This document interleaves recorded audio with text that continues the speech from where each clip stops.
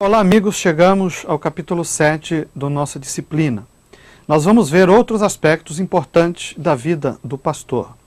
Neste capítulo, estudaremos as realidades vividas pelo pastor, ou seja, o mundo que orbita ao seu redor, não só como ministro, mas como pessoa humana. No tópico primeiro, nós vamos ver o pastor e a sua vida pessoal. É muito importante pensar na humanidade do pastor. O pastor tem uma vida particular como qualquer pessoa humana. O pastor tem direito à privacidade pessoal, em família, nos seus negócios e nas suas relações humanas. Seu lar é inviolável como de qualquer cidadão. Como qualquer pessoa, o pastor fica doente e conta ou deixa de contar tal situação a quem quer que seja. O pastor também sofre. Na sua condição humana, precisa ter suas necessidades pessoais e básicas satisfeitas. Neste sentido, deve trabalhar e conscientizar o seu rebanho de que deve ter uma vida digna. Caso o ministério, igreja local ou ministério pessoal, ainda não ofereça condições de sustento suficiente, o pastor deve, como Paulo, exercer uma profissão a fim de complementar sua renda, a fim de que a sua pessoa e a sua família não sejam prejudicadas e até muitas vezes criem raízes de amargura desnecessárias em relação à igreja e a Deus. Como pessoa independente do título do qual foi revestido, o pastor deve ser uma pessoa coerente, não só a sua igreja ou liderados buscam isso, mas a sociedade também, e até exige a harmonia entre o discurso e a praxis, ou seja, a prática. É lamentável quando, por falta de consciência pessoal, o pastor atua espiritualmente dentro da igreja, mas tem atitudes carnais particularmente. O pastor deve ser admirável, sem ser um mito. Quanto a isto, deve cuidar para não construir o mito, instituir-se como tal, devido à sua própria humanidade. Do Senhor não se zomba. Como sabemos, Deus não divide a sua glória com ninguém. No tópico 2, veremos as necessidades espirituais do pastor. Dentre as necessidades espirituais do pastor, destacamos o pastoreio de pastores. Pastores são homens que se dão e se doam ao ministério e a ajuda às outras pessoas, no sentido integral do ser, ou seja, estão atentos para suprir as necessidades espirituais, emocionais e físicas do rebanho. Mas é necessário que a alma do pastor seja cuidada. Esta tem sido uma iniciativa importante na Igreja do Evangelho Quadrangular e que tem trazido resultados abençoadores na vida pessoal dos servos de Deus que já têm experimentado esta oportunidade. Como aluno, você deve incorporar esta necessidade.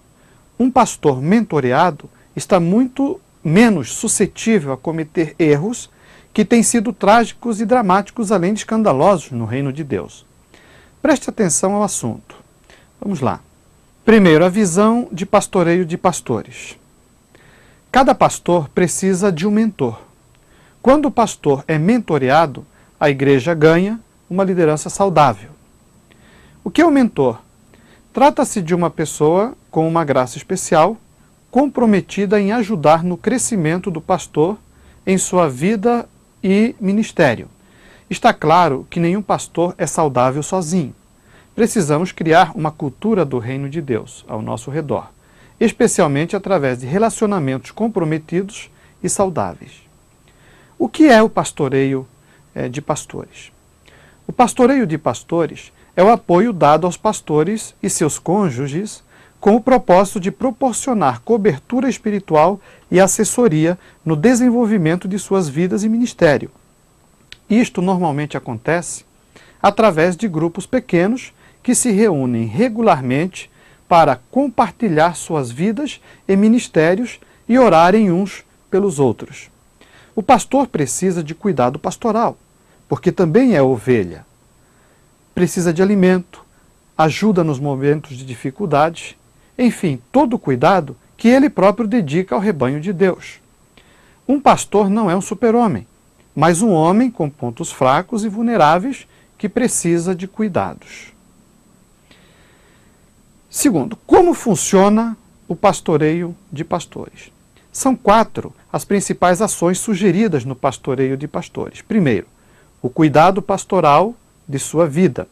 Segundo, assessoria ministerial. Terceiro, atividades devocionais com vistas na busca por orientação divina.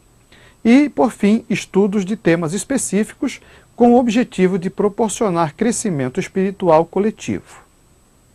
Outro tópico a ser destacado nesta lição são aspectos e necessidades relevantes. Primeiro, vamos verificar a inabilitação para as funções. Não estão habilitados para as funções ministeriais os que desejam ingressar na obra com, primeiro, intenção de obter meios de ganhar dinheiro. Segundo, desejo de poder ou mando. Se eu for pastor, por exemplo, e espírito de grandeza. Outra questão relevante a ser considerada nesta aula é a questão disciplinar. Vamos falar sobre a queda e reabilitação do ministro do Evangelho. A queda de um pastor é sempre desastrosa para a igreja local e para a sua influência na denominação e na sociedade.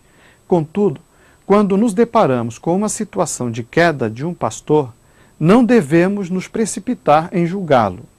Muitas questões envolvem tal situação e uma história sempre tem os dois lados. Na Igreja do Evangelho Quadrangular, casos como este são encaminhados à Secretaria de Disciplina Eclesiástica Estadual ou Nacional. Nestas secretarias são instaurados processos disciplinares para que procedimentos justos sejam tomados e, caso seja necessário, penalidades e medidas disciplinares sejam aplicadas. O cumprimento de penalidades inclui o processo de reabilitação do pastor. Algumas vezes ele pode ser afastado de suas funções para tratamento, acompanhamento pastoral e profissional, como psicológico, médico, etc., para a sua reabilitação. Contudo, há casos em que a exclusão se fará necessária. Vale a pena ressaltar que, como o Senhor lidou com casos de quedas conscientes, como Davi e Pedro, por exemplo, portanto, neste momento difícil e delicado, a igreja e os líderes precisam buscar a sabedoria de Deus, bem como a prudência, o bom senso, a imparcialidade, a isenção, a oração, o amor e muita reserva. A direção do Espírito Santo na condução de cada caso é necessária, pois nem sempre o acusado é o culpado. Às vezes, ele é a vítima. É possível a reabilitação de um ministro caído, arrependido e corrigido. Cada caso é um caso. Não se pode tratar com generalidade. Aqui deve entrar no cenário da ética ministerial e eclesiástica para com aquele que sofreu um acidente no percurso da sua atividade ministerial. A pergunta mais importante que precisa ser feita para os que caem é: por que aconteceu? E não simplesmente declarar-lhes o que não deve ter sido feito, acusando-os. Primeiro, deve surgir o coração compassivo de Deus através dos que estão lidando com o caso. São sujeitos à disciplina pastores que caem, não só por imoralidade sexual, mas também em termos de doutrina, quando passam a pregar heresias. Também o são os que caem por desonestidade no trato com o dinheiro da igreja e os que violam o estatuto da igreja. Outro aspecto importante é a necessidade que o pastor tem de se contextualizar. O pastor precisa estar atualizado. O pastor deve ser uma pessoa atualizada com a sua época, portanto, se requer dele ser observador de sua época para atuar com segurança a fim de atingir todos os segmentos da sociedade. Ele deve ser adaptável a determinadas situações, não facilmente influenciável. Também, não raro, precisa descer ao nível dos ouvintes ou de quem ensina. Deve ser uma pessoa equilibrada. Precisa acompanhar o desenvolvimento, o progresso de sua época, senão ficará sozinho.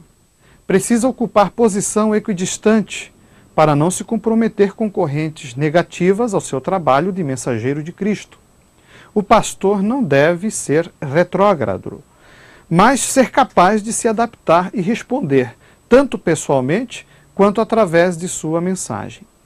As necessidades da contemporaneidade. deve comunicar-se por meio da linguagem da época de seus contemporâneos ou público-alvo para ser compreendido. Tem que ter noção da órbita das experiências, condições espirituais, culturais e mentais de sua geração e das classes sociais ao seu redor. Deve ter capacidade de dialogar com o homem culto e com o ignorante, com o rico e com o pobre, tal como Paulo, como diz em 1 Coríntios capítulo 9, versículo 22, ou Romanos 12, versículo 2. Vamos também ver as prioridades do ministro. Os profissionais no mundo do trabalho devem ser comprometidos com suas prioridades profissionais. O pastor não é um funcionário ou empresário, mas como ministro realiza um trabalho específico que é a obra do ministério. Então, no âmbito ministerial, suas prioridades de acordo com as Escrituras são: primeiro, Deus deve estar no primeiro plano, no ministério e na sua vida. Segundo, Ele mesmo deve estar em segundo plano. O pastor precisa ir muito bem na sua vida espiritual, emocional, moral e fisicamente. Em terceiro plano, vem a sua própria família. Em quarto lugar, a igreja. E quinto, a necessidade de ser pastoreado, referindo-me à cobertura espiritual. E por fim, vida acadêmica, atualização ou reciclagem ministerial.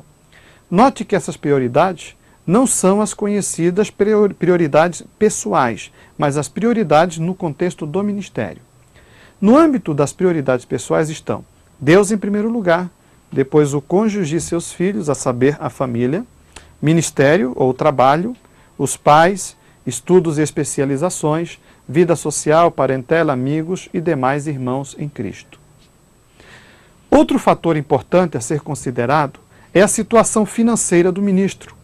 Alguns cuidados devem ser levados em consideração quanto à questão financeira do pastor, para que o servo de Deus não venha a ficar comprometido moralmente na sociedade ou na igreja, com problemas que poderiam ser evitados. A vida financeira do ministro tem de condizer com o título que o acompanha. Assim, precisa de cuidados especiais, primeiro quanto ao seu salário, depois quanto à maneira de administrar suas finanças, quanto aos resultados práticos na vida cristã, em face ao bom ou mau destino que dera aos seus vencimentos. O comércio julga o ministro, o crente e sua religião pelo modo como eles cumprem seus compromissos financeiros. Se é pontual, o pastor e sua religião são verdadeiros. Dizem, seu fulano é que é crente, seu fulano é que é pastor. Se não, nem ele nem sua religião valem alguma coisa. Sua garantia está na própria moral e no controle da administração de seu próprio dinheiro. O ministro não é normalmente um funcionário da igreja, nem a igreja é um órgão patronal propriamente dito, embora o sustento do pastor venha dela. Afinal, digno é o obreiro do seu salário.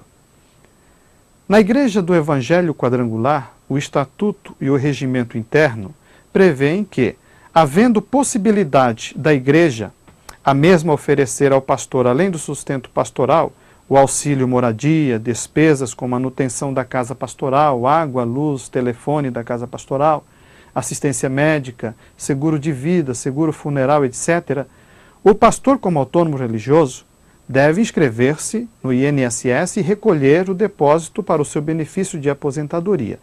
Esta responsabilidade não é da igreja. As despesas de viagem e estadias do pastor, quando a serviço do ministério, são pagas pela igreja, mediante comprovantes e relatórios de viagem. Sobre o ajuste do sustento pastoral. O ajuste deste sustento é recomendável que seja na base de salário, para evitar mal-entendido e parecer exploração de um lado ou de outro. A igreja não precisa e nem deve explorar, como não deve ser explorada. Então, o valor total do sustento pastoral deve ser de acordo com um determinado número de salários. Esses salários devem ser aprovados pela diretoria da igreja. Na Igreja do Evangelho Quadrangular, o piso de sustento pastoral é de um salário mínimo e o teto é definido pelo Conselho Diretor Local, de acordo com a realidade financeira de cada igreja. Quais são os critérios para se estabelecer o sustento pastoral? A igreja e o conselho diretor local precisam entender que o pastor tem necessidade de subsistência, tem encargos de família, educação dos filhos, vestimenta, transporte, e que o mesmo é seu representante como é de Cristo. Portanto, não deve se apresentar como um mendigo, envergonhado e desgostoso. Aquele que dá também precisa receber, tem direito a receber. Também deve-se levar em consideração que o pastor precisa fazer estudos, precisa se especializar, atualizar seus conhecimentos, fazer constantes leituras, possuir meios de comunicação e de transporte. Em caso contrário, ficará atrás da sociedade, dos membros de sua igreja e dos demais colegas de ministério. Ele é pastor e representante da igreja do Senhor, e não de miseráveis. Há pessoas que constam no rol de membros das igrejas que murmuram, não contribuem e prejudicam a vida, a alegria, o estudo, as oportunidades e até o sustento do pastor da igreja. Criticam, por exemplo, roupas, residência, carro e etc. Outro item a ser analisado são os cuidados do pastor com as suas finanças. Não é prudente, não é recomendável ou honroso ao pastor estar preso a dívidas. Se o pastor não comprar a crédito, será melhor. Entretanto, essa prática não é desonrosa ou proibida. Se comprar a prazo, que seja pontual nos pagamentos, principalmente se a compra for por meio de fiador ou avalista. Não deve ficar devendo no comércio, muito menos a membros da igreja que dirige. Quando for transferido de cidade, não deve deixar pendências financeiras. O pastor só deve contrair dívidas, além de suas posses, em casos inesperados como doenças, perdas extraordinárias ou compra de bens duráveis. Ele precisa ter força moral para ensinar e exortar os membros de sua igreja sobre esses assuntos. O pastor e o dinheiro da igreja. Não fica bem ao pastor usar dinheiro que lhe foi confiado pela igreja em suas necessidades particulares e não ter condições de restituí-lo no momento de fazê-lo. Todos saberão o que será deprimente. Portanto, o pastor deve ter a autorização do conselho diretor local para receber uma ajuda extraordinária, desde que a igreja tenha condições de fazê-lo. Esta ajuda poderá ser como uma oferta extraordinária ou um adiantamento de sustento pastoral que deve ser devolvido.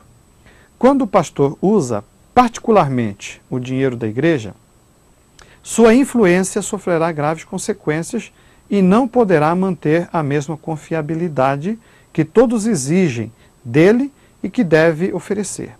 A administração do dinheiro da igreja tem grande influência na atuação do pastor, fazendo com que o seu conceito, prestígio, credibilidade, confiança cresça ou diminua.